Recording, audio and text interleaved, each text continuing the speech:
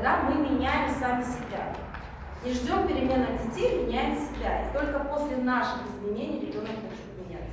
Во-первых, давайте с вами попробуем договориться, что вы с сегодняшнего дня убираете из своей лексики полностью командный тон. Когда вы подходите к ребенку и пытаетесь с ним начать разговор, нужно ребенку сказать: я тебя понимаю, но если я тебя в чем-то сейчас не понимаю, пожалуйста, объясни мне, что с тобой происходит.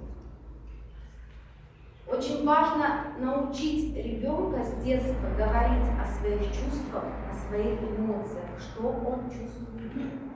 Когда ребенок, допустим, дома что-то у вас не хочет делать, и вот он уперся, да, то есть предлагаем ему другую альтернативу, что он может сделать. Хорошо, давай, ты не хочешь мыть полы, ну вот нужно выбрать.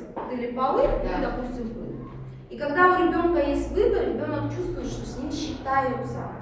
Он понимает, что это уже не приказ, а что действительно его мнение, это его выбор, и он уже несет за это ответственность.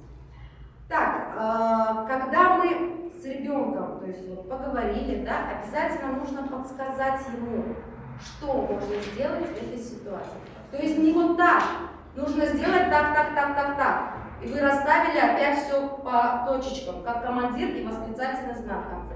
Мы ему говорим: давай попробуем, что ты сделаешь вот так. А может быть, будет лучше вот так. А как ты думаешь? Обязательно задайте ребенку вопрос, как ты думаешь, чтобы услышать его позицию.